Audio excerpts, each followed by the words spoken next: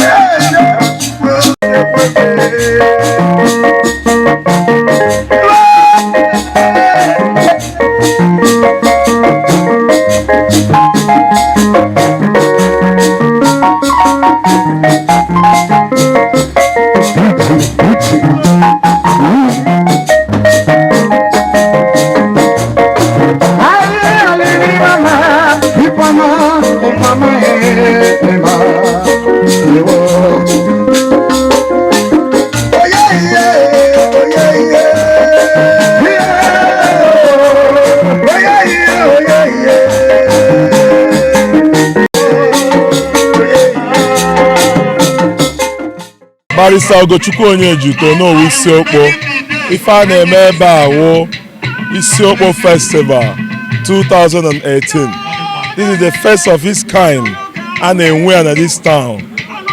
Ndị meloji mee ife a na-eme taa ji wee kwụrụ bụ ndị a na-akpọ Isiokpo Progressive Forum. Ihe awa na assemblage of youths of this community fụlụ Isiokpo n'anya. Ezedike Isiokpo the Imperial Majesty, the traditional ruler of Isiokpo, gathered the youth together and spoiled them to take charge, to take over this town. We have done that. In the whole Idato North, only in Isiokpo ka ọkụ in the past 10 years. Ọkụ abịara.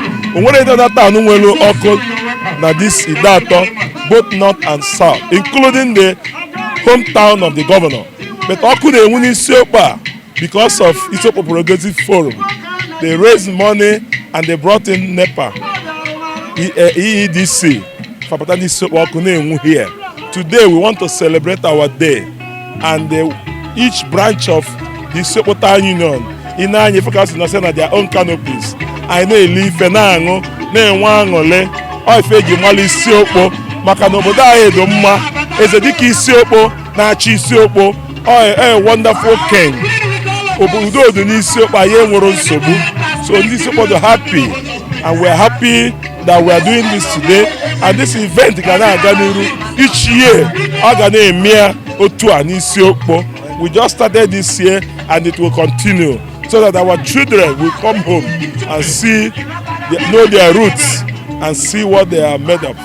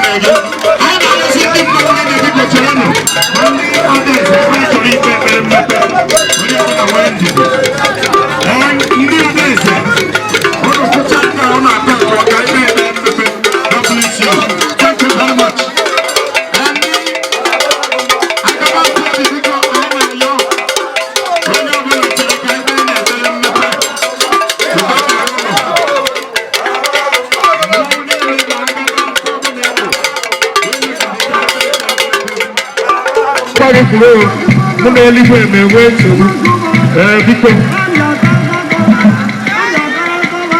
bí ó mọ̀ ẹ́ ṣe é ṣe é kúrò ọ̀tọ̀ ẹ̀rọ nínú ọ̀bùnà.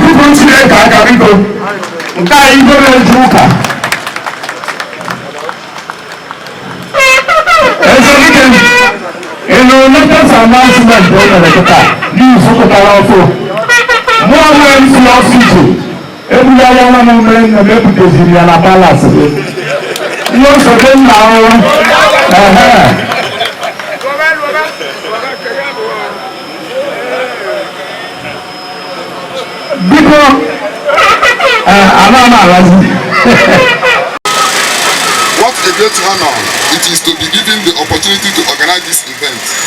The first of this kind in my dear community, Isiokpo Autonomous Community. Thank you, my chairman, for this great honor.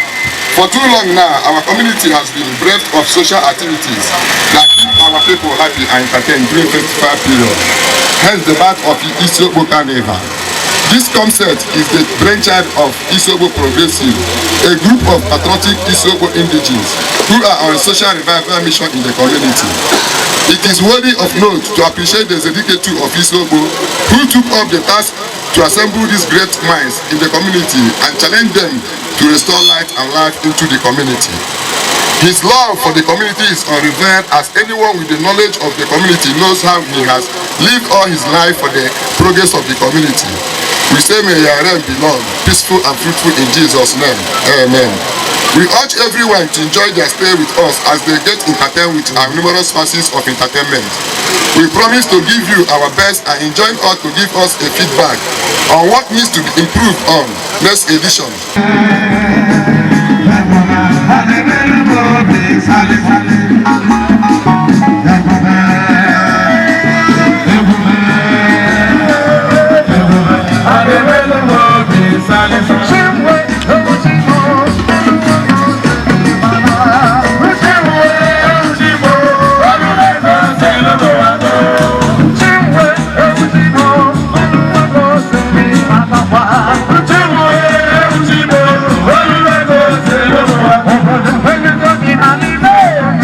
Oh yeah!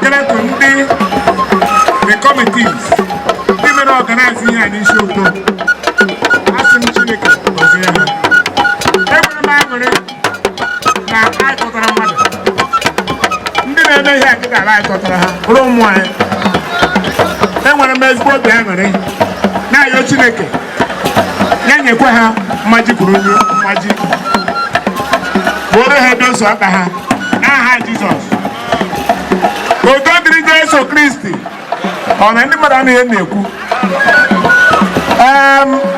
ana m ekwukwe n'afọ ọzọ grupu a Chineke ga-enye unu ngozi adịkwara unu ndụ n'elu ndụ unu wee ike bido ihe a n'oge maka ọ bụrụ ebire abịa 12 o'clock eji kwu ya anaghị m eche na ọ ga-adị onye ọbụla ọsịsọ kịta so ana m ekwu na next year ihe a bụ ọdịnala a ga na-eme afọ n'afọ in Jesus name Egbodike Abubakar Dendem aga m akwado ihe a na-eme maka ọdụm obi mma aga m eweta 500,000 naira ọ dị mkpa kịta unu soro m were the check ọchịrị 500,000 naira unu were na support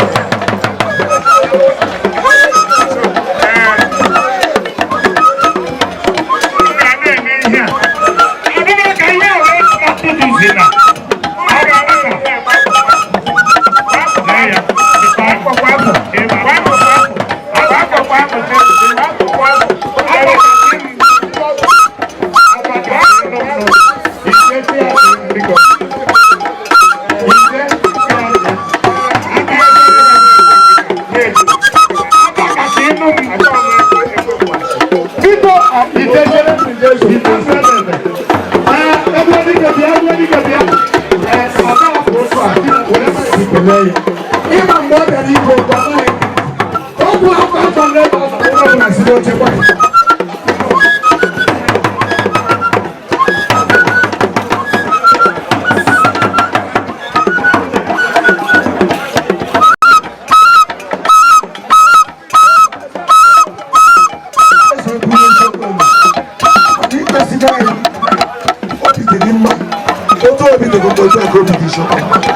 anyị si ka Chineke gọzie ị ga-adịrị anyị ị ga-anọrọ anyị na ahụike n'ọṅụ n'ọganihu n'aha Jizọs Kraịst onyenwe anyị.